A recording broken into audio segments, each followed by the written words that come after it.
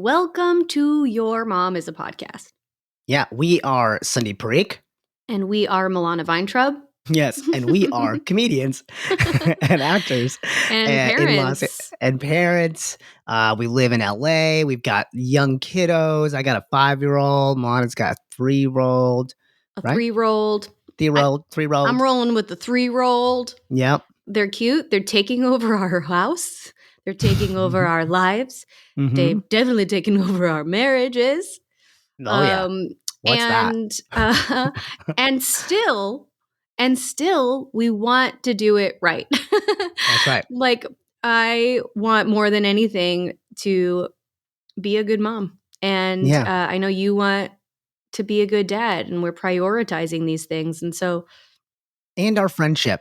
We're prioritizing this and our friendship. And our friendship. Because one of the things that kids do too is they just take up so much of your freaking time that you forget about your friendships. And so we are biohacking that by creating a podcast together where we can hang out and honestly talk about the thing that we end up talking about the most when it's just you and me, which is our kids. That's right. And our strategy here with this podcast is that we get to interview really cool guests that we love, these authors, these actors, these scientists, these really just people that were like, oh my God, if my kid was this person, we'd be like stoked. But not just them, we get to interview their moms or fathers or their parental figures ahead of time in a sort of a pre-interview. And then we sort of compare and contrast their answers with each other to kind of get to the root of what made these people the people that we so admire. Yeah. If our kids ended up like Deb Woll. Yeah. Wow. That'd be pretty dope. We would feel so proud. And not only because of, the people that we have on, like we have a lot of entertainment folks on and scientists and doctors and all that. And it's not necessarily that we want our kids to be those jobs. It's that these people also seem to have really cool souls or really great sense of humors, or that they care about the world. Yes, they're purpose driven. And in that way, they seem fulfilled. Maybe, dare I say, I hope for them that at least that's what they're projecting. So that's kind of what we're hoping for our children. And so we're talking to these people to be like, how did you get this way? And how can I force that upon my child?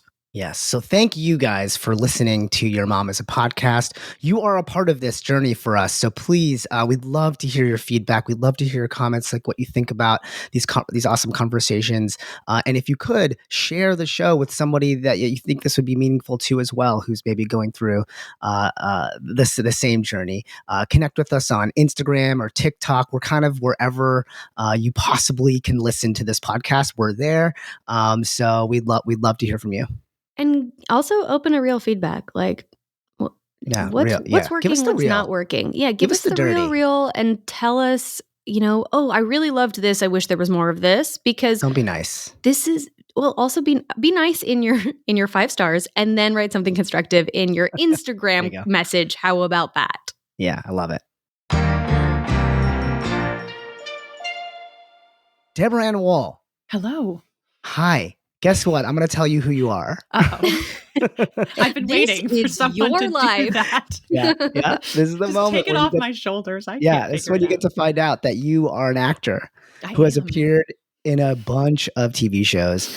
Some of your most notable roles include Jessica Hamby in the HBO series True Blood, yes, which earned you a nomination for a Screen Actors Guild Award. Pretty amazing.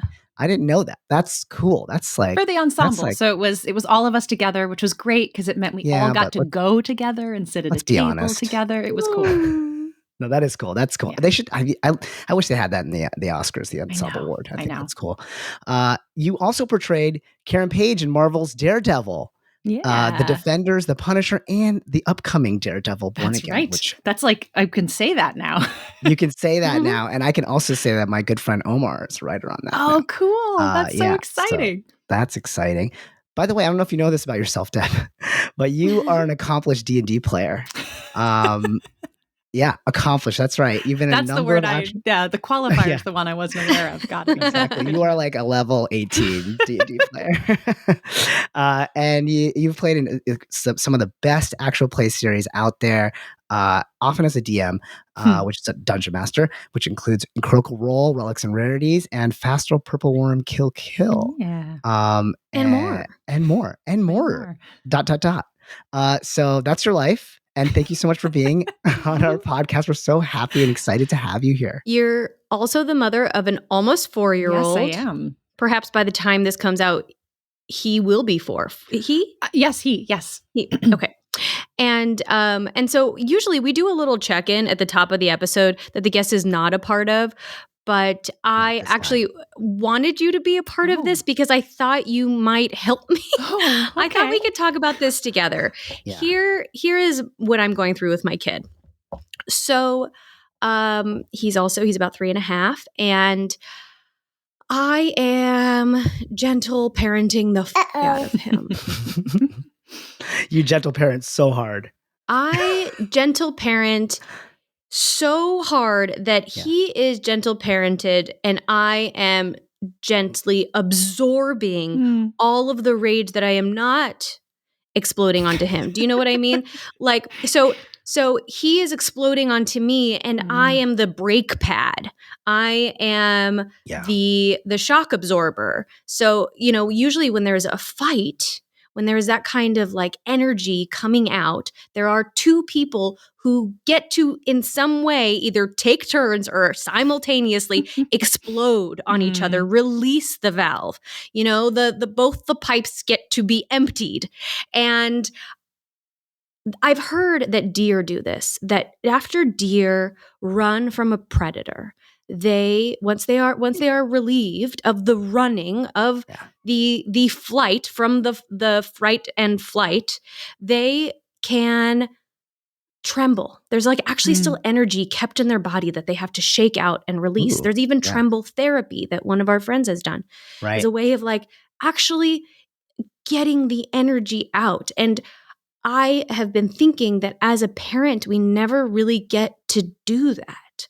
Like we don't get the stepping into another room and yelling into a pillow, which maybe some do. Maybe I should consider that. Yeah. I'm just thinking about like, Sandeep's wife sent me a book. Like as I was going through this, I got a text from Sandeep's wife that was like, "How to raise mentally and physically strong boys." And I was just like, "What about me?" Like he's gonna be fine. Actually, I could continue gentle parenting. I think for the next 14 and a half years, I could do that. I'm just not sure what it's going to do to me, And the thing that I am aware of is what resentment does to people and martyrdom does to people. Yeah. And maybe also how toxic it would be to be raised by somebody who is holding it together.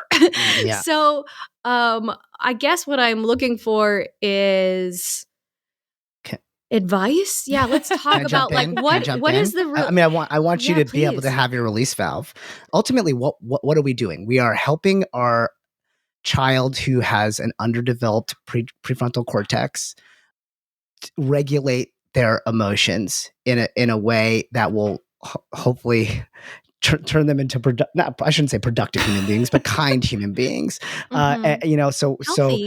Healthy, kind, loving human beings and high earners, and higher, but people who are resilient. I think I always come back to resilience, and I have to remind myself that is the goal of the gentle parenting for me. It is like I'm trying to build a kid that is eventually going to be so resilient that whatever comes his way, he'll be able to kind of regulate his emotions and then like take the next best step for himself to figure out what the next move is and be more confident in his own body and with his own emotions. So for me, it's like trying to remember the purpose like really, really helps. But in doing so, we are forced to reparent ourselves. But I think you're doing the work. And just remember, to me, like the most important thing. So A, trying to focus on the purpose. And then B, even when I f up entirely, which I totally will, and I totally do, that repair is the tool in your toolkit, that is also something that wasn't demonstrated or modeled to us very often. Like really sincere repair. Like I get so, like my kid is a monster in the morning and can't get to anything on time, and we have a crazy schedule, all this stuff. And I'm like legitimately sitting in the car fuming at him as we're driving to school. And I have to remember in that moment, I was like, okay, so what is the one thing that I can apologize for?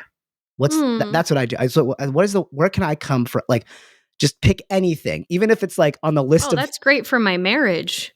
Yeah. What's the on the one scale, thing that just I the can one thing, apologize even for? if it's like, he did 40 other things that are so much worse. He like literally hit me in the face with his dirty covered shoe. Like that is so much worse. Like he should apologize for X, Y, and Z. But like maybe I can just apologize for being like scaring him when I screamed, "Hey!" It's incredible what I'm seeing now with a 5-year-old, how quickly he now diffuses where he's at, because he's also maybe ready to be combative. Diffuses him a little bit.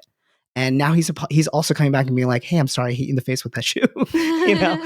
And it's this like, we get to those like really beautiful moments. So I feel like that's the other piece for me. But now, Deb, please. I mean, I think, for one, I kind of want to acknowledge that maybe because of how I was parented or just my base chemistry, I don't often feel my temperature rising in the way that you are describing. I don't find myself triggered a ton.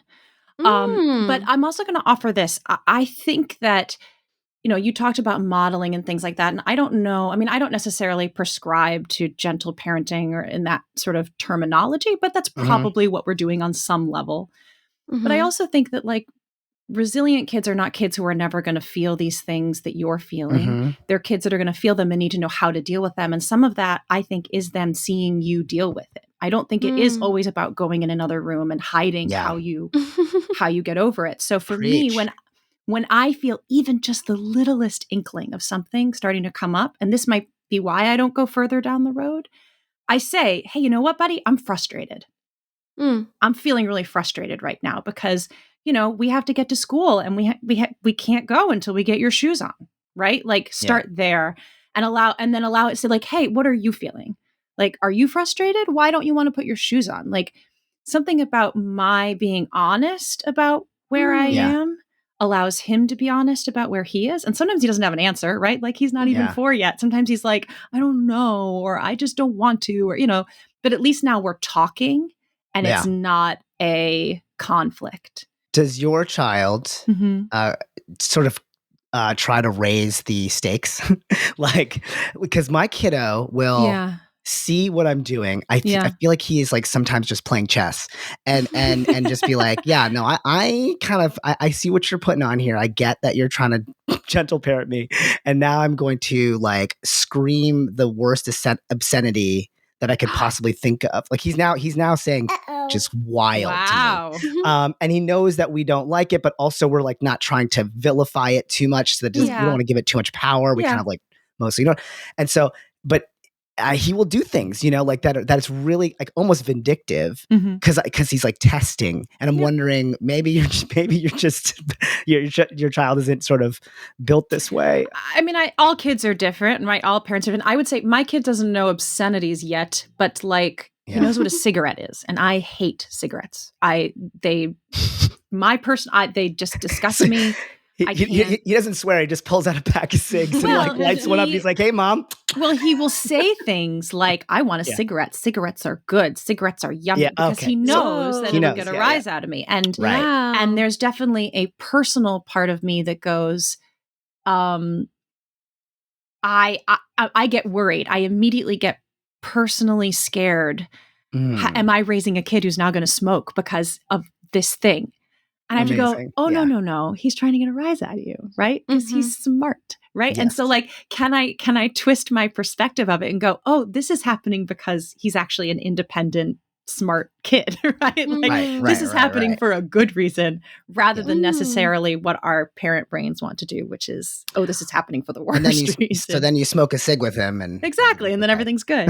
I love that framing of like, they aren't being manipulative. Mhm. They're just being smart. Yeah, it's just like any other toy, I think, and that like depersonalizing things. Obviously, like any therapist will tell you, kind of like taking that step back and going, "This is interesting," rather than how dare kind of Mm. being curious. I think curiosity for me is always a way Huge. out of situations. How do I get curious about it? Why is he saying this right now? Why is he doing this right now? Why am I Mm. responding this way right now? But I do think that that's all really easy to say, and it is so much harder in the moment. And I do want to acknowledge that I for some reason was born with a very deep well of patience. It's just something I naturally Mm. have. And not to tease, not to spoil the episode, but we're gonna find out, I think, why Oh, in this well, I interview have with a your deep well of mom. patience. So I no. mean, or like I think it's like, hey, the apple doesn't fall far from the tree, as our Yeah. producer said in the pre-show, and that's part of why we're doing this too. Is Yeah. we got to talk to your mom about this stuff and really kind of see how things translate from generations.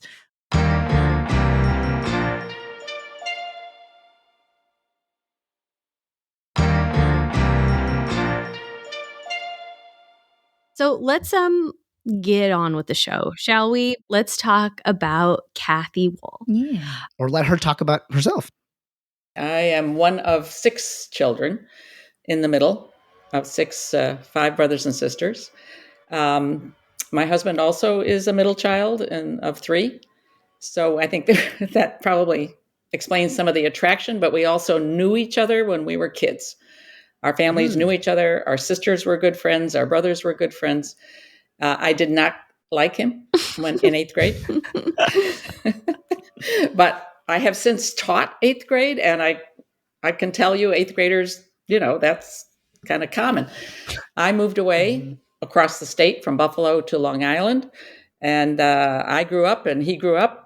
And after college, we re-met, and we had both changed enough that we found we were attracted. That took a couple of years, and then we got married, and we ended up, after 2 years in Buffalo, we ended up in New York City. My husband was pursuing a graduate degree there, as well as starting to work in architecture. And I came back to teaching, taught at my children's school. Felt like we were on a cliffhanger there. Yeah. So Was that it? okay, Okay. Well, I think there is more to that because she did teach at our school for like a little bit, but she ended up teaching many, many years at a different school. So she has a long history of being a English and history teacher, department head, all of that cool stuff. yeah. Like, so you're the kind of the product of an educator and an architect. Yes. It's pretty cool. That makes sense as to how you became a dungeon master too. I agree. I fully Yes, agree. There's a lot of totally. architecture and dungeon mastering, and definitely a kind of professorial role often. Oh, totally. So Mhm. much teaching for And new English players. and history. Yeah. Yeah, 100%. So we asked your mom, how she would describe your relationship to each other, or her relationship to you. Why don't you tell us, in your own words, like what's your relationship like with your mom? I think it's really evolved over the years. I think when we were younger, like many daughters and mothers, we butted heads a bit. She and I are very different in how we approach the world, even though I think we look a lot alike, we sound a lot alike, we have a lot of sort of external similarities, but internally we just approach things very differently. She's extroverted, I'm introverted. She's, English and history, I'm math and science. She's, Mulder, I'm Scully, like we just have Oh my that gosh, I want to sort of- see that reboot of the X-Files, you and your mom. That's what I want. I mean, most people I'm are in. Mulder and I'm Scully in my life. I just am always the Scully. But yeah, so I think we, through all of that, we had some tougher times when I was younger. Again, like very normal parental growing pains kind of stuff. But as I've gotten older and kind of moved into adulthood and professionalism and being a woman in this business and in this era, I don't know, I feel so close to her. Even like having seen her grow older, and I see my features on her face, and I Mm. know I get to go, oh, I'm so excited. I always say this, like they talk about like, oh, don't make that face, it'll get stuck that way. And they're talking about frowns and whatever. But like, I look at my mother and she's got these beautiful smile lines and, I just, it's like the happiness and the joy that she brought to her life is just etched in her face. And I'm so excited to just look more and more like her as I get older. That was beautiful. Let's see She's if your so mom. cool. I mean, she's so nice and she's so just kind of fun. And she doesn't. The thing that I admire about my mother that I don't have, that I hope I will learn and like lean into, is she is unashamed. There's just nothing in my experience with her. I mean, she would probably say differently. I'm sure she has insecurities, but when I view her, like she dances at every wedding. Yeah. She sings out loud, even if it's off key. She gives gifts without any expectation of them liking it or not. Or like she just gives it out of her heart. And I don't have that. I'm terrified about everything and being judged about everything. And so I just are you still like that? Like because it sounds like you're okay. You still feel so you are not a dancer at weddings. You are not a singer out loud at that's still a thing. Not without preparation. Just so interesting because you're obviously a performer, but I mean then you also do D&D, which is like super improvisational, and you have to be so reactive and you have to be reactive. But there's preparation and all those things as well. Because preparation to me, and maybe this is getting off topic, but go ahead.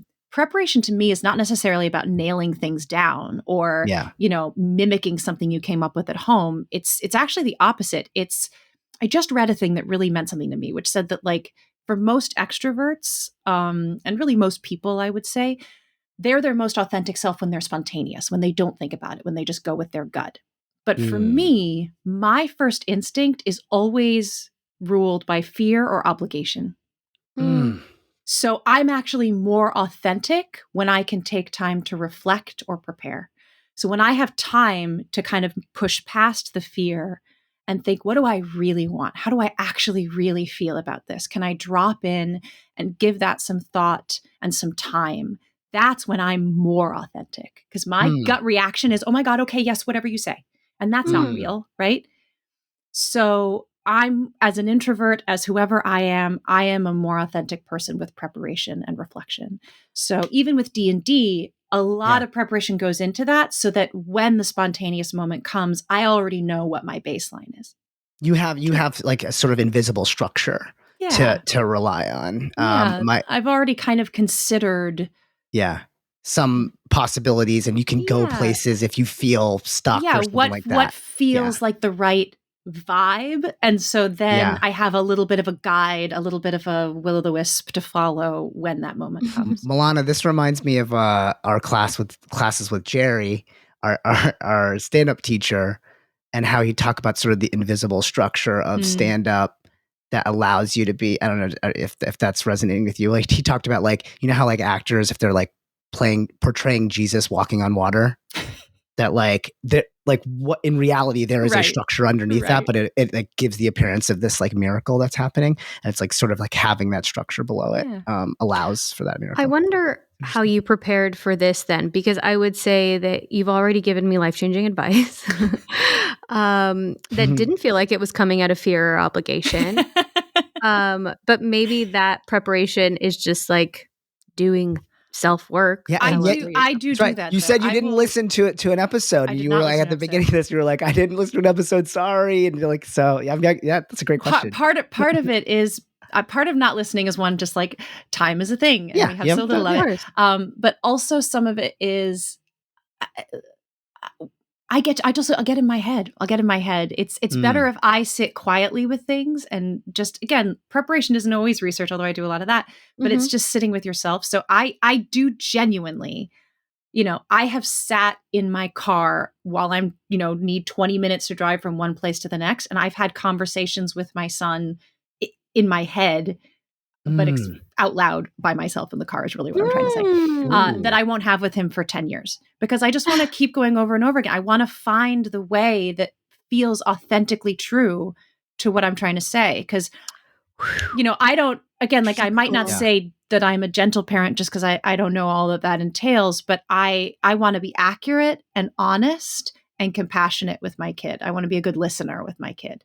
Yeah. So I just want to sit and go, when he asks me a question about something, I want to be honest, accurate, and age appropriate. Wow, this is such juicy stuff. But so I'm going to try to bring us back to our invisible structure. Mom. No, this is phenomenal. This is exactly what we want the show to be. So yeah, we did ask your mom like how she would describe your relationship. So let's hear what she has to say. Oh boy. Right now, it's very close. I think I think of her as a friend. We do puzzles every day, back and forth. But I think when she was a teenager, we had our differences on the way we saw things. I came to see her way of seeing the world, and I hope she came to see my way.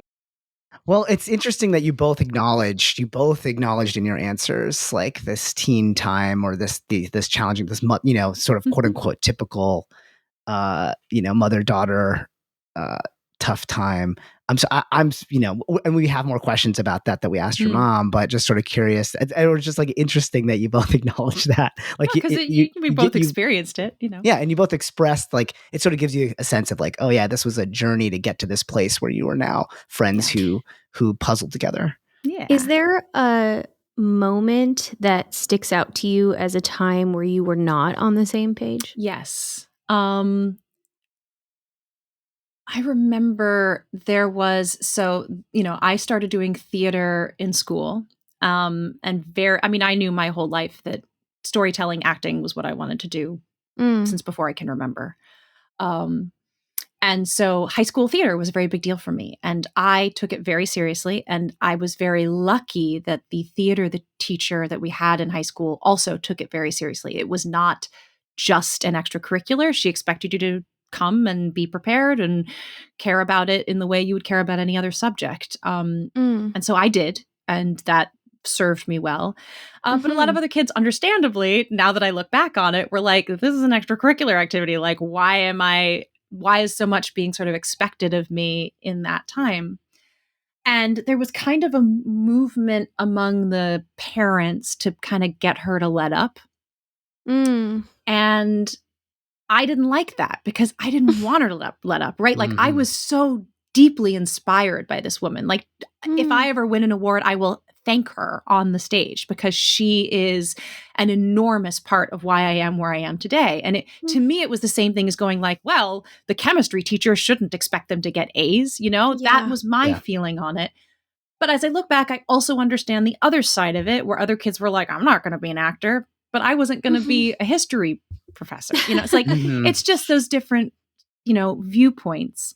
And so your mom's perspective on it was what? Yeah. She kind of joined in the bandwagon with the other parents that, she shouldn't be so hard on the kids or expecting so much. And I felt like, but I'm your daughter and I'm saying that this is how I feel about it. And so we had a little butting of the heads there of she was trying to do what she thought was best for her daughter. And I was telling her, well, I'm your daughter and I think it should be something else. Yeah. And again, it was a moment, and so, I think, yeah, go ahead. Mm-hmm.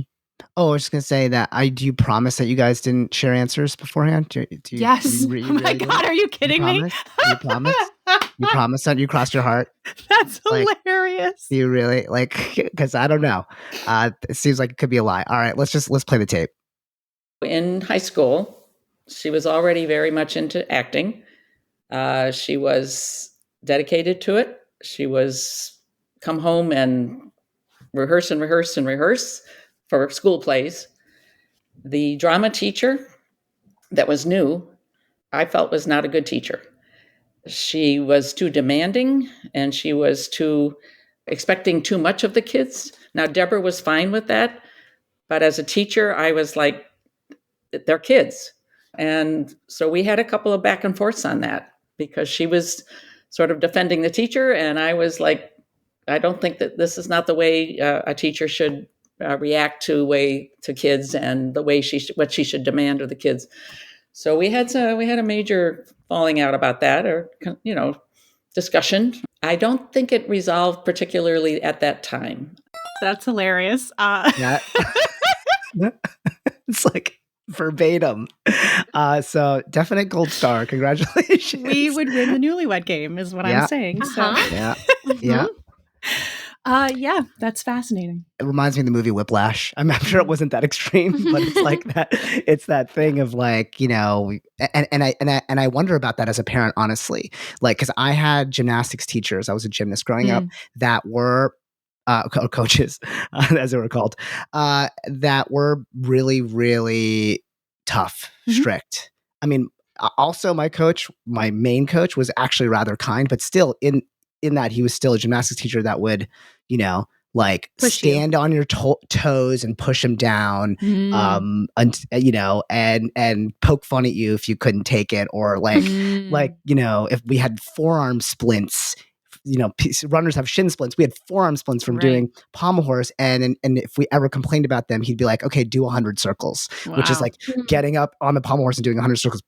Power through the pain, which is like, to me, honestly, now looking back as a parent, kind of psychotic, like horrifying to think that like I'm more like when I sent my kid to gymnastics class as a 5-year-old, it's all cute and fluffy, but I know where it's headed if he really goes down this path, and so I really see both sides of this argument, and especially as your mom, as an educator, right? Like she's like, because you phrased it as she joined the chorus or the bandwagon of parents, and she phrased it as like kind of like, I saw this teacher as not being a good teacher from her perspective. Yeah, from her perspective. I mean, there were a lot of parents that were also talking about this, and I was kind of like, that's because their kids aren't doing well. They're not trying, like they're not listening to her. They're not listening to her. They're not trying, and I think, I mean, it depends. I think to me, it is ultimately, and maybe this is, to the sort of theme of your podcast, one of the things that is very important to me as I parent, it is about listening to your kid, that respecting the intelligence that your kid has, and that they on some level know what they want and what they need. Yes, you are the adult and you know better in some circumstances, but yes, don't play with knives, Sure. But when when I'm 16, 17 years old, I think I get some say in how my life is impacted by my parents' actions. Especially what about when you fundamentally disagree? Like what about on something like, I don't know, smoking cigarettes? Okay, that's not a good example. But because that's the obvious one. That's obvious. But I guess like, I feel like, because I just feel like this is going to be a challenge for us. Whether we want to admit it or not, it's going to be. We're gonna get to that moment where, and sometimes we do, and it is like playing with knives right now, or something that seems obvious, like, hey, you definitely can't do that. I am the parent, and I am in charge of this, of your safety, so I have to do this. But what about that gray area? Like, how do you think about it? I mean, again, I think Milana, accurate, honest, age appropriate, right? Yeah, and you have to allow that when your kid is 16, they're not 4 or 5, right? At that point, they I don't know, they do. And I'm even at 4, where he can have a say, I try to give it to him. Sure. For sure. And I try to ask more questions than make assumptions. Yeah. There's this other interesting thing I heard. This is an acting theory that I've always liked, which is that, language is actually the worst and least efficient way to express how we think and feel, right? If you think about the words "I love you," they don't even come close to saying what we mean with them without you putting the feeling into it, whether you are a person or an actor, right? It can mean a million things. It's different when you say it to a child, to a lover, to a parent. And what you'll notice is at these pinch points in development, so like when you're little and you say, "I want a cookie," very easy, very clear. But then you start to, you right where our kids are right now, you start to have more feelings, right? Well, I want a cookie now, or I don't want to have to wait until after dinner. But your language has not caught up. Your ability to infuse your language with what you mean has not caught up. So you're just you're left with that. Yeah. He's not like, I want agency. That's what I want agency, right? He really wants what he wants. Yeah. And same thing as a teenager. That's why you hear teenagers saying things like, "You don't understand me. You don't get it." Yeah. Because we don't know how to, we're having bigger, more adult feelings and a greater intellectual understanding of what we need and want. But again, our ability to kind of express that Yeah, the has not vocabulary is caught not up. there. Yeah. And again, per this theory, they say it often happens again where we talk about midlife crisis, where we start going, oh God, like someday I'm going to die, or I have to take care of the people around me. That is an extraordinarily difficult and trying, pressure-filled moment. And again, our language and our ability, our wisdom to express that meaning has to catch up with what's happening. So we have these pinch points. Always behind. Oh man. Oh, Well, you way could to be tie my that into best friend. Yeah, I Sandeep, know. you're fired. Deb, will I'm you fired. be my best? Cool. That's why I I love finally the way just got someone to pass the talk. mantle to. Just I like, really you're now break? the co-host of this podcast. I love the way you weave the things you have read and the things you're passionate about together to create your or to express your life philosophy. It's really beautiful. Thank you. I hope you do. I hope you do teach or What did you call write that? books or You said constructive daydreaming. That is that is the title of your self-help Of my book. acting book. Oh, Constructive 100%. daydreaming. I would buy the shit out of that book. All right. So we asked your mom. Okay. What's because clearly you're a pretty good doobie, but we asked what was the biggest amount of trouble that you got into growing up? I'm so square. Yeah. What'd you do? Trouble. You like overly sharpened a pencil? I mean, this is so fascinating for me too, because as someone who is fear-based, I am always terrified of getting into trouble. I'm so afraid of getting into trouble, despite the fact that I have never been in trouble, really. I think part of it is because I've never been in trouble. I've never survived being in trouble. Like I've never really gotten in hot water and then come out the other end able to move on. So I don't even want to get close to it, right? Yeah. No proof of resilience there. Honestly, so in my pitch of us becoming best friends, yes, I will also say that I'm really comfortable with getting in trouble. Okay. Yes, this is why I'm best friend. This is why I love Milana. She's so fun at getting in trouble with. She's so fun in it. and I do think I can get away with a lot. And I have a very like, what's the worst thing that can happen? Oh, that's the worst thing that can happen. Well, that's fine. That's just very built into my natural problem solving 100%. and confidence. Right. And so I'm just saying, I think I have a lot to offer. She's a big leap before a looker, but like such a smooth, like I will talk my way. I will charm the out of this. Like whoever's coming our way. Yeah. It's fun. Leaps before looking, but still lands gracefully. I'm impressed. Oh yeah. It's not bad. 100%. Yeah, you guys would new X-Files. It's you two, and then your mom is like more of like a guest star. Okay, amazing. So what? What was the worst? What do you think? Did you do any? Yeah. Did you ever get a detention? Ever get a? Not really. At least not much that I remember. Yeah. Okay, we can hear what your mom said. Yeah. What did she say? We'll see if I can remember what she's talking about. It's only been in the last few years that we understood that she was being bullied during like a middle school. Probably by high school it was over, but I think middle school. And she never told us. And she recently told John Bernthal on a podcast all about it. And he said, well, what did your parents do? And she said, I never told them because I know if I told them, they would make a big, we'd go to the school and we and then it would be worse, then the girls that are doing this would. So she wasn't in trouble for anything she was doing, but she was being hurt. And then she's since then has done PSAs and, tried to help. I love that she couldn't answer the question, but flipped it and reversed it in this really beautiful way. I think to get to an interesting topic that we wanted to talk to you about, which is being like, I think that people who look upon actors that they admire and shows that they love, never, who are like leading ladies who are crushing it, like probably can't imagine them as people other than like the most popular kids in school, and never being bullied and stuff like that. So it's awesome to hear how you come out and be vulnerable about this stuff and talk about it. So I'd love to hear you kind of do that for our audience right now? I mean, I'd like to first clarify. I've told my parents long before I told John Bernthal. So they didn't hear about it on the podcast.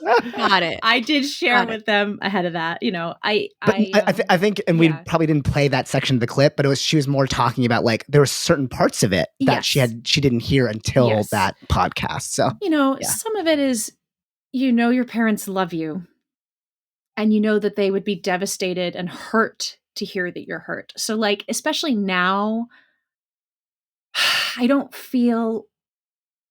want to hurt them, right? Yeah. And I know that it would hurt them to hear some of what I went through. And at the time, and again, it goes into maybe some of this like listening to and things like that, you know, because I knew that my mother was extroverted. She was a go-getter. She was a solve the problem. She's, you know, that very kind of unashamed, right? She has the consequence doesn't matter as much as doing the thing that she has to do, which again, I deeply admire about my mother. And I hope that I learn to be more like that.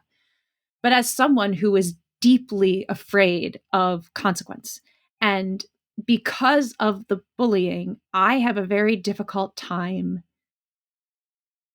separating even just small, like little embarrassments with deep shame. It just feels deeply shameful to me, deeply embarrassing, even just tiny little things. And so at that time, like, you know, as she expressed, part of the reason I did not tell them is because I knew, regardless of how I felt, they would do something about it. And I knew that if, again, whether I was right or wrong, I knew in my middle school brain that it would make it worse. And I, to this day, still sort of believe that. This is so we're going to talk about this more, and we actually have a sort of a follow-up to this question that we asked your mom that I think will play into this pretty well. So we asked her, like, what's it like to, as a parent, to hear about that story or hear about this stuff so many years later? And sort of like, you know, why do you think? I mean, I'll say that. Yeah. I mean, I feel bad about that. I do. You know, it's not an easy thing to admit that I kept that from them. Yeah. And I don't. And my biggest fear, and I want to be really clear about this, and it's part of what I said to John Bernthal when he asked me that, when I said to John, was they're off the hook because I didn't tell them. I don't want anyone to think that they didn't handle anything the right way, or that my parents are exceptionally great parents. I really am very lucky and privileged and grateful for so much of what they provided me as a child. And this was a way that I was going to control my destiny, have some say and some choice in how this went down. Because again, I just knew that if I told them, I would lose some of that.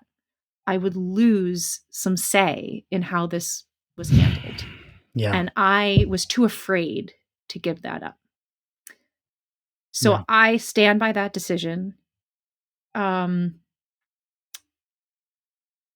And it comes back a little bit to what we were talking about earlier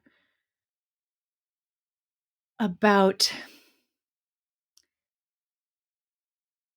us being triggered when our kids are triggered or things like that. Like, you know, my son has come home from school some days now being like, well, this kid said they didn't want to play with me, or this kid threw sand on my toy, or, you know, little things like that. And I can feel I'm so scared for middle school with him. Yeah.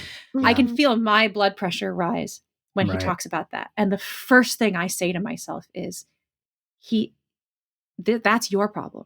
He's not expressing. Not his trauma. Yeah. Not his trauma yet. He's not expressing that yet. That's me feeling that rise back up. I don't put that on him. Right. So I very intentionally am going to have to continue to have those conversations with myself in the car about how my genuine feelings are and when it comes up. Because I don't want to assume that he's having the same experience that I had, even though that's immediately what's going to come to mind. 100%. How do you respond to him when he says something like that? So my response has been, people need space. You don't always want to play with people, right? That's okay. Give them some time, some space. Maybe they'll want to play with you later, maybe not, but you can find someone else to play with. Like keeping it light, not making it a problem until it is a problem, right? With conflicts like throwing sand or something, I say, well, you tell them, no, I don't like that. Please stop. And if they don't stop, you go get a teacher. I mean, I think we all Deb, kind of know the answers to these things. Is it okay that I call you Deb? I just realized Yeah, absolutely. that I've been doing. Okay. I am doing this thing with my kiddo at 5 now that I think you're going to love, and I've been dying to say this to you. So I've been playing D&D with my child. Yay! Story dice. And part of what I do is when he has those moments where, like, really tough moments where I don't want to be friends with so-and-so, or they said they don't want to be friends with me, I play it out in the game. Literally, I'm like, here's what happens to King. Here's what happens to King Kiddo this game is that all of your friends you're hanging out, and then your best friend Calvin says he doesn't want to be friends with you anymore. What do you do? And let him sort of play it out, and he's like, well, I want to ask him why. And you're like, okay, cool. So you ask him, and like I just play it out with 100%. Him, and it's so incredible how he will work out, or if he's the perpetrator of the bullying or whatever, he will work out what once it happens to him as a character, he will then work out like how he should be, like respond to that stuff.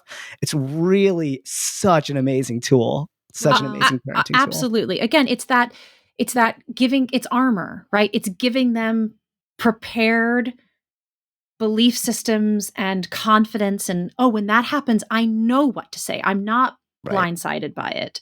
I know how I feel and what I want to share. And there's going to get more nuanced as the years go on. Right now, it's very easy. Most 4-year-olds, 3-4-year-olds are just like, not right now, Yeah. And you move on. Okay. Yeah. I think our producer, rightfully so, really wants us to play the answer. Yes. What was it like for your parent to hear about so many years later? Yeah. I always knew her to be somebody that would, what I call pick up the strays. Like anytime a new kid came into the class, she would befriend them. Now, I think that was her trying to, find friends from because these other girls were obviously the mean girls. She was trying to find friends, and she had a good friend. One girl was her friend for many years until she left Deborah for the other group. There are the kids that are what she calls too cool to laugh. And then there were the theater nerds that she'd already started to get to know, laughing and having a good, and I'm joining the theater nerds. And then that got her through high school, and she was loved and accepted and, by those kids. But there was that time where maybe she wanted to be part of the cool girl, mean girls, but she couldn't join them. She would say it this way, I think. She wanted to skip down the halls, so they were putting her down for doing that, being nasty. Can I just one thing I just want to comment that I've noticed is like how beautifully obvious this career and creative path has been for you. Yeah. Like that it's a thing you already knew you wanted. And then for like high school to be like, do you see how clear it is that these aren't your people and these are? Right. Like that is such a beautiful gift that the universe has given you. I feel like so many artists are like, can I, should I, is it right? Am I safe? And for you, it's always been like, not only is it fun and fulfilling, it's also the safest place you could possibly. Also kind of saved my life several times. Yeah, absolutely. Well, and not even just for the arts. I know so many of my friends who like didn't know what they wanted to do, went to liberal arts college, paid a lot of money, got in debt, still kind of didn't know what they wanted to do. And like, everyone has their own journey and they'll find it later or several times over their lives. But there was a security in being like, no, this is it. I just know. And every choice I make can kind of push me further in that direction if I want it to. Beautiful. So that is a very lucky thing. I know a lot of people don't have, aren't kind of Yeah. I'm super Given jealous, that. to be honest. I get it. I get it. So, we're running short on time, and I want to honor our time together. So we really got to get to this question, which is one we love. So we asked her mom, what do you think the bravest thing that Deb has ever done was? What would you say for you is the bravest thing you've ever done? Now, you talked a lot about being fear-based and having that's a hard question because but you've clearly done. I mean, like, obviously, you don't get to be booked on these shows and be a DM and stuff, and like put yourself out there without being very bold brave and bold and taking huge risks and chances. So, but what do you look back on and go, man, that was holy crap. Like, where did you surprise yourself with your own bravery? Okay, this is my honest answer. I don't know if it'll be my mom's, but I got taken advantage of financially, and I had to sue someone. And that was not my MO, right? Mm-hmm. Mine would be to have disappeared, just kind of gone, and curled up into a shell and just never trusted anyone again. And thanks to my husband and a lot of the people around me, they didn't let me do that. And I had to go to court, and I had to sit, and I had to tell my story, and I had to listen to a judge and all of the things. Let's hear what your mom has to say. Yeah, because it's not this. I'll say that. Well, probably marrying EJ. EJ has a congenital eye disease that runs in his family. He was not diagnosed until he was in his early 20s. So the family wasn't aware of it until his younger brother was diagnosed, and then they were tested and determined that the sons exhibit the symptoms of this disease. It's called choroideremia, and the mothers pass it down to the sons. It's that kind of a disease, and you will just lose your eyesight over your lifetime. You will go blind. And he's brave because their first date, he asks her to come see him in an improv sketch, and so that's how they meet. She watches him on stage, and then they meet afterwards. So he's brave. When she understands what she's getting into, she's brave. That's incredible, right?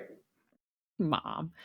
Yeah, I mean, bravery is always a tricky topic around ideas like this, right? I don't know that I would call it brave, only because he's my partner. He gives me everything, and like it doesn't feel brave in that sense. But I do know there are lots of other people who could be scared off by a diagnosis like that, by the fact that I mean, look, his life is deeply impacted by this disease that he has, and so therefore our lives are deeply impacted by that. And he was very honest about that. We met on Match.com back in 2007 before it was cool. It was just us nerds that didn't want to go to bars.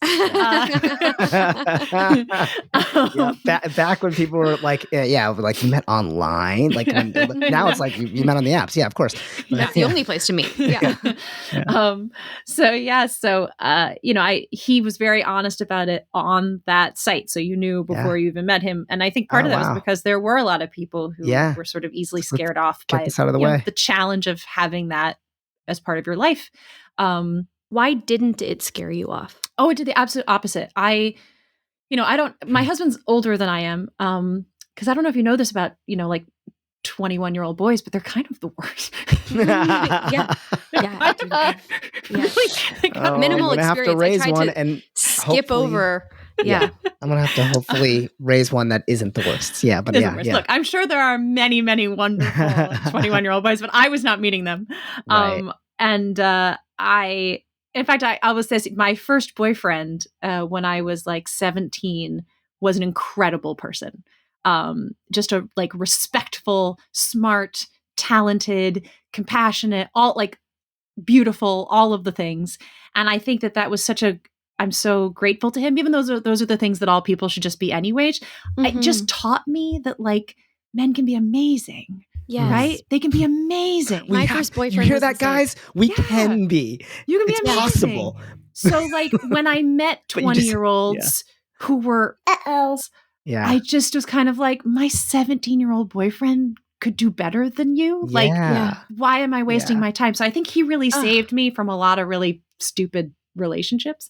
Mhm. Because I was taught at an early age. I think so many of our young boyfriends are kind of like, whatever, man. Like they're just not. Yeah. They sort of make you think like, well, that's the best they can do. So I Mhm. guess I'll settle. Yeah. So it was a good lesson for me to like expect like a decent human being. Mm. So yeah, at the time I was definitely looking for someone older and someone who was honest and vulnerable and open, and a Mhm. lot of things that young people, but maybe particularly young men, weren't showing me. Yeah. So when I read the sort of this open sharing that he was giving of something that was deeply personal, and very clearly could be judged harshly, I was just like, oh, this person is interesting, right? Yeah. This is a brave It's a person. brave person. This is a And- person who knows who they are and Yes. wants full acceptance, Yes. and no other Yep. no Doesn't want to hide anything. shying Doesn't- on that. Yeah, Yep. and I just thought that was very, very cool and very, very attractive. And not and also I think we talk. This is a theme that comes up a lot. It's self-sorting. It does the job for you. Yeah. Like you Yes, don't it's have to go through 400 Mhm. dates where have people run off. Like it does Yeah. a ton of funneling and sifting for you, and a lot of heavy lifting. Just being honest. This is a principle that Sandeep taught me early on in our friendship and we've been friends for like 15 years now. That's But- back when she proposed to me to be best friends. So Yes. how quickly we But I'm forget. divorced. But we've just recently divorced, like in the past Okay. 45 minutes. Got it. Yeah. But yeah, it's something that he taught me, that life is self-sorting, that the more you are yourself, the more you are bravely authentic, that It weeds people out. will choose to not be around you. Yeah. And that's great. Yeah. Because it makes room in your life for the people that like you when you are your weirdest, truest self. Agreed. And like you said, Deborah, time is limited. So why spend it with people that aren't going to Inspire light you up, push that you, aren't yeah. going to Yeah. want to skip down the hallways with you? Yeah, Mhm. exactly. The trite way that I've always said it is, water finds its own level. If you just be water, be who you are, you will find the level that is right for you. And that, like a lot of times, like I'll lose jobs, or I'll audition for jobs now, and they'll go to a TikTok influencer, and I'll be like, really? Yeah. I trained at USC, RADA. I have 15 years of TV experience as a regular on hit show. You want to Right. be like, that doesn't mean anything. Like, I guess not. But then you go also like, but if that's What they if wanted. these people and what they value Yes. is that kind of influencer scape, then maybe we're not the right fit, right? That's right. Then you're not going to enjoy working with me, and I might not enjoy working with you, Right. because we have different things that we want to do. So water finds its level, and that job's not for me, and that's probably for the best. Yeah. It's a great perspective to have. Yeah. Yeah. Just jumping back a little bit before, and we're going to hit the lightning round, and then we're good to go. Okay. But if that's okay, I want, because you described, you're like, I don't think what I did was brave. And I was thinking about that too. It's interesting that your mom viewed it as brave, and I think she's coming at it from like a more like pragmatic, like, well, you're kind of signing up for this, and that's a very brave thing to do. But then you describe it as like, no, that's my partner. And I think what kind of coming back to where you're like, I love you is a thing that's impossible to define in the words and the meaning. And I'm just like, yeah, maybe it's not bravery. I think it was just love, and in the best way that you can probably sort of like really authentically feel it or understand it. It's like it opened up this path for you guys to connect. And it was less like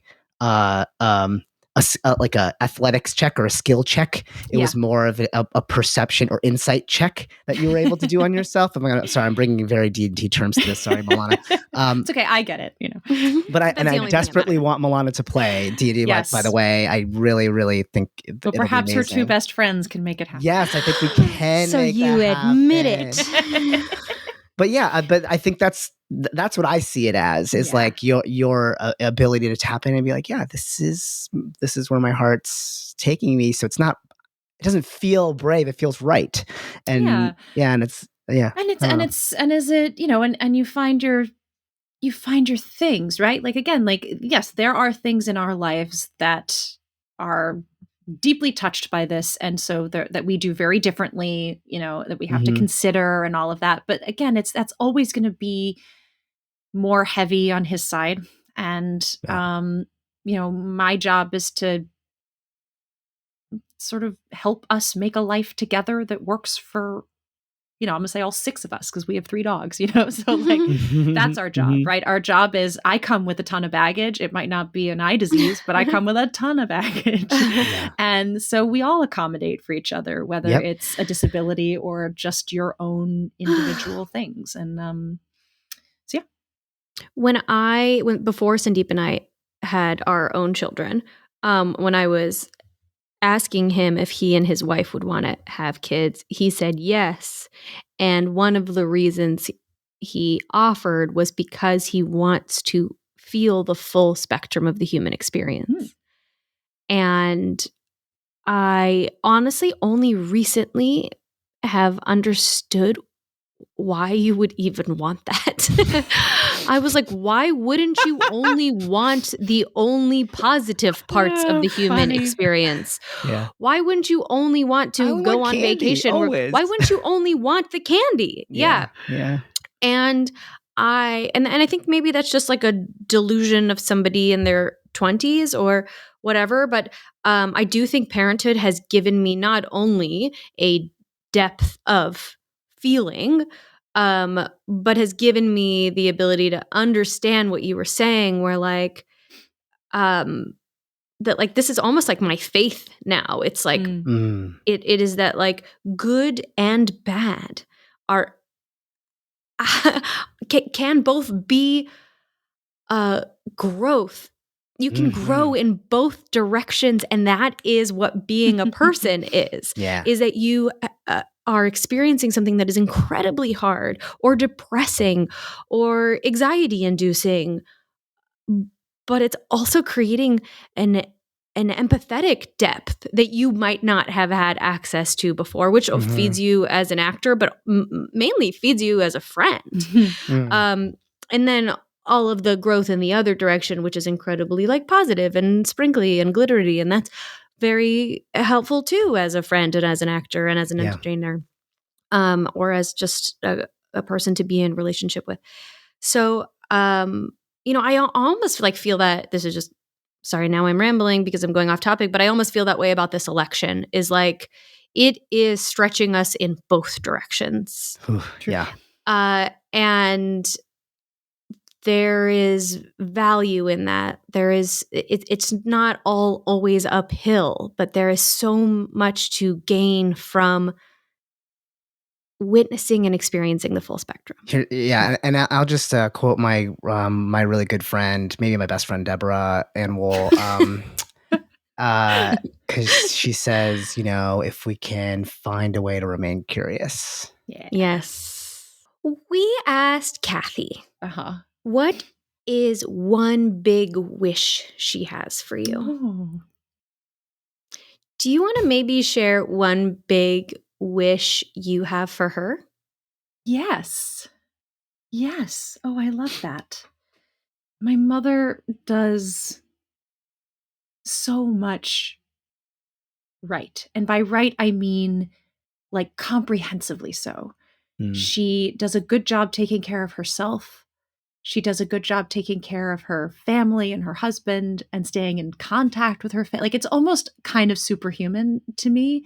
I am terrible at so much of that and balancing all of that. She's like I am so bad at multitasking. I kind of don't believe it exists, but she actually can do it, right? Like I'm with you. she Yeah. actually can do it, and keep multiple things kind of going at the same time, and enjoy it at the same time. And so actually, like asking for like what my hopes are for her, I'm almost like she's kind of living it. She's kind of living the dream. They travel, they go boating, they, like they have kayaks and they'll just like drive out to Long Island and go kayaking, like they bike.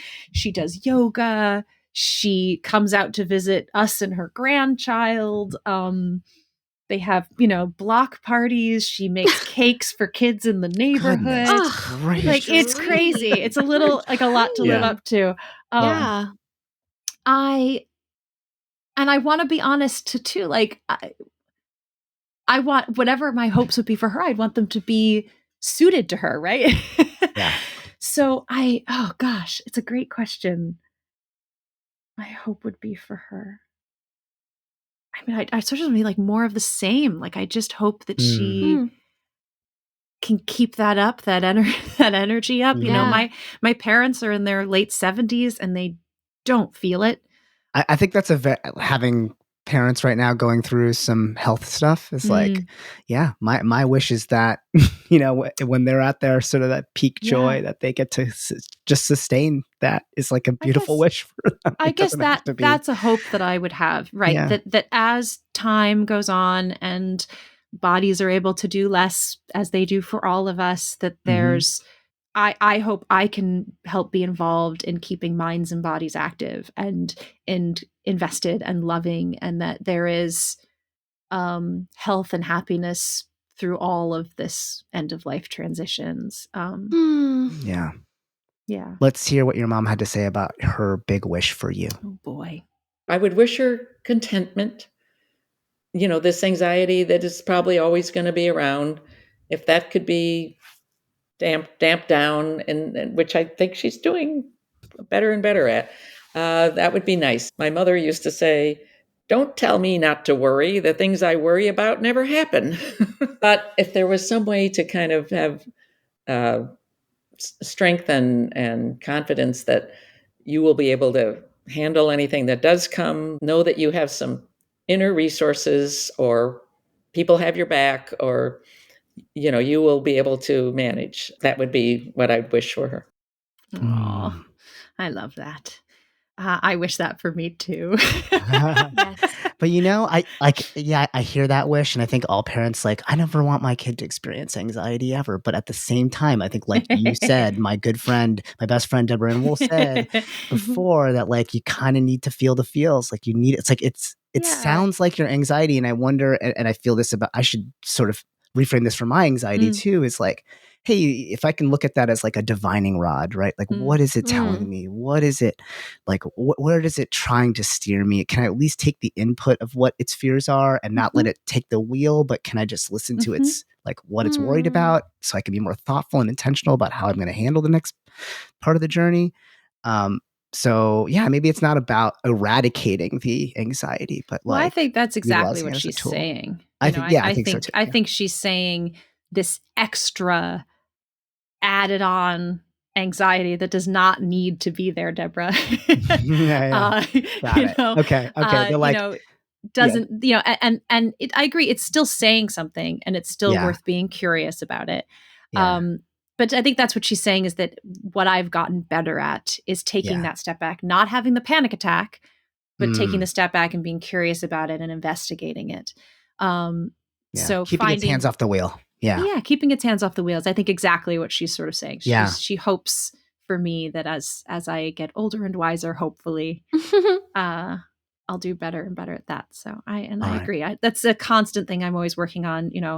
My intentions for this upcoming year revolve. I mean, I guess some people might call it being present, but for me, it's more about like letting things go in the moments that I don't need to worry about them. Mhm. So like if I'm working on a project and I need to I worry like about that project, fine, I'm allowed to worry about it. But when I'm in bed trying to sleep, my only job is to sleep. Yeah. Mm. I don't Yeah. need to solve the problem at 2 a.m.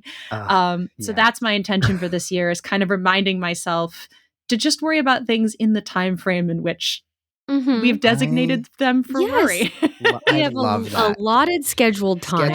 Schedule your worries. Mhm. Just keep them Yeah. contained Yeah. to their focused moment. When I'm playing Yeah. with my son, all I have to do is play with my Just son. play with your son. When I'm I sleeping, know. Oh. all I have to do is sleep. When Yeah. I'm watching TV with my husband, that is all I have to do. And when I'm Yeah. at work, that's all I'm focused on. As much as you can be, obviously. It's I not love as that. cut and dried as that, but That that's my fits- intention for next year. I love is to that really fits right focus into my, because I do a word of the year thing. Mm. And my last year's word was rhythm. This year, I think my word, which I now am looking back as like, that even sounds like too much work. Rhythm. Yeah. Like now, like my word for this next year is be. B-E. Just Mhm. be. Stop. Capital B. Stop. Mhm. Do. Stop. Do. No human doing. Just be a human No- being. Mm. Like really try to find that. Just be Yeah. I a love little that bit more. goal.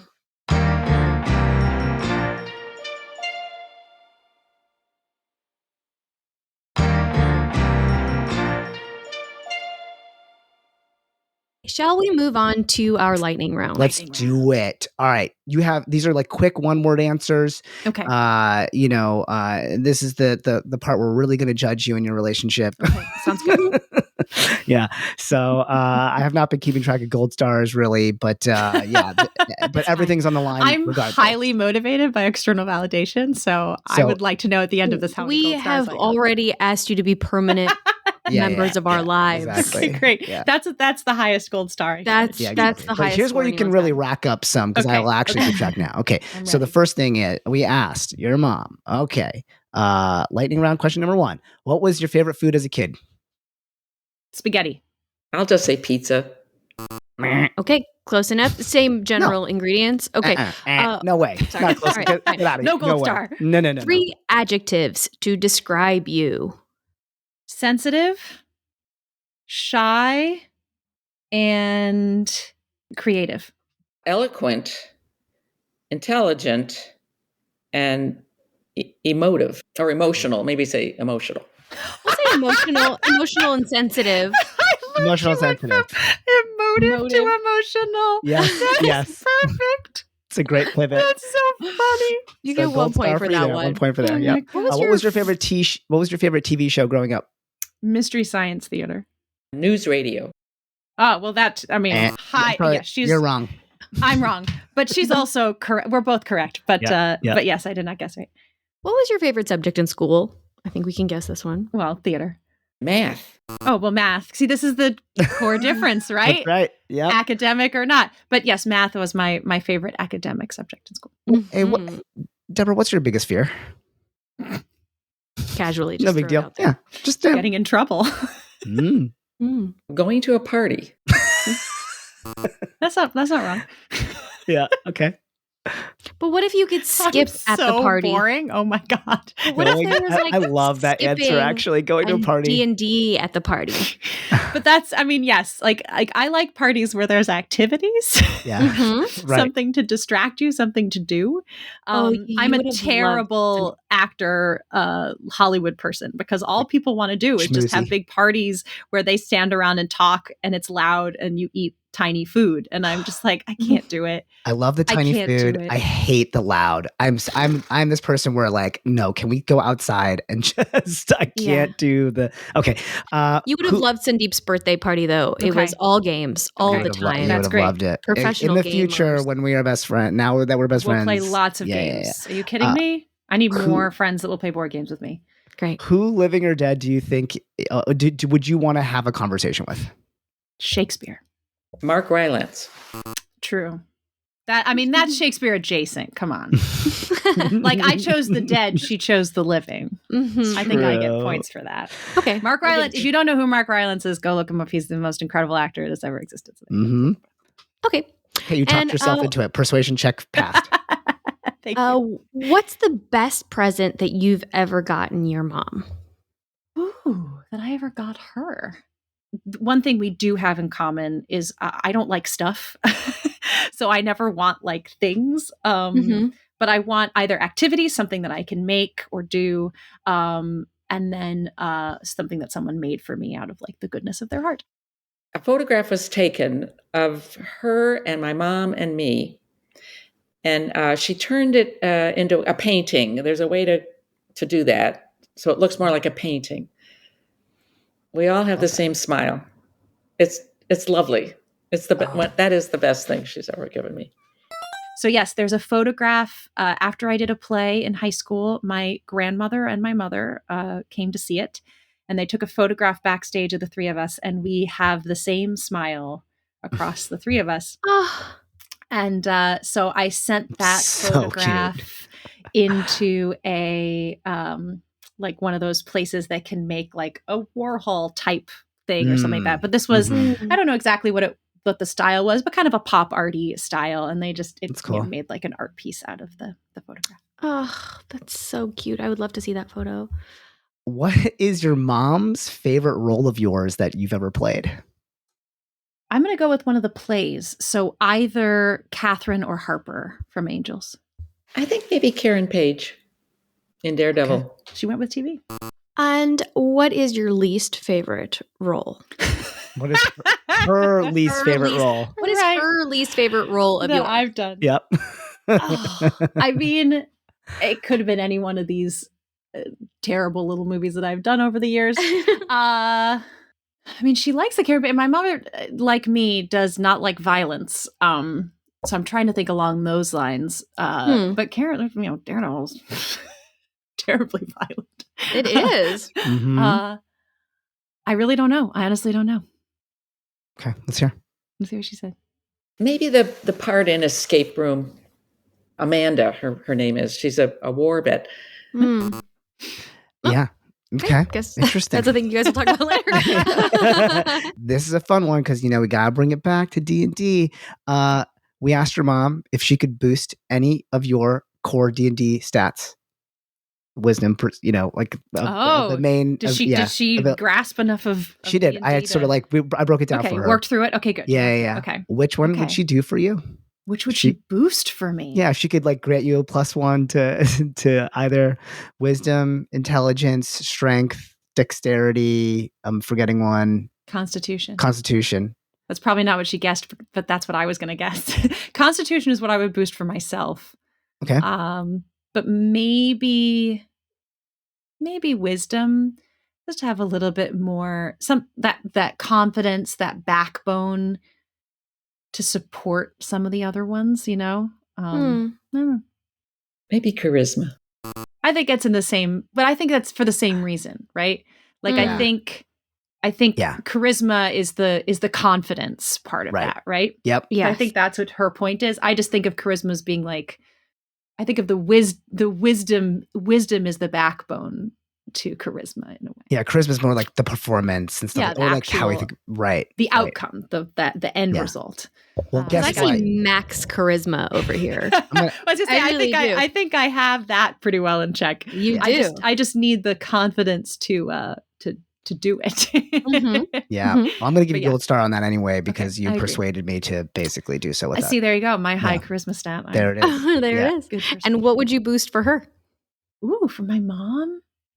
Well, I'm going to say strength because my mom does yoga. She does gyro. She's very focused on body health and healing and staying strong. And so either strength, dexterity, but in that zone. Dexterity.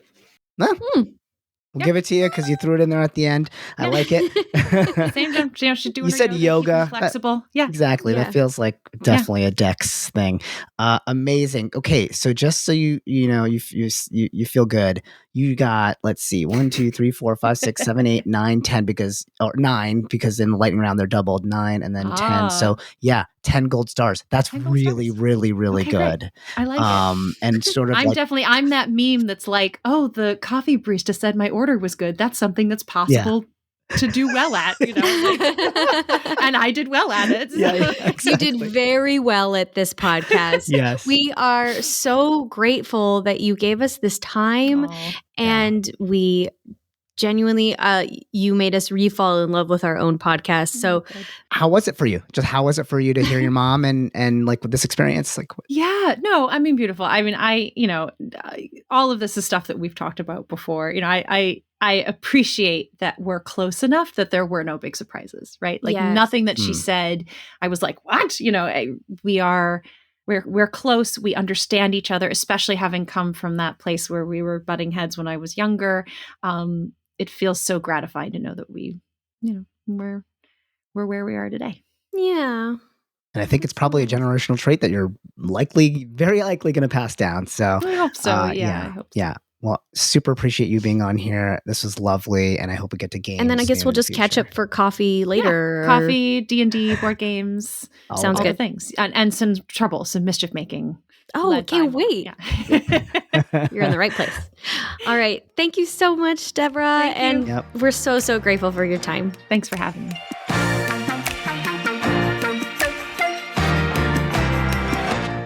Your Mom is a Podcast is hosted by Milana Weintraub and Sandeep Parikh. It is executive produced by Milana Weintraub, Sandeep Parikh, and Stephen Hine. Editing and sound design is by Sean Marr. Music by Matt Friedman. This podcast comes from Effin' Funny Productions and Story Mill Media. Be sure to follow the podcast on Instagram and TikTok at Your Mom is a Podcast.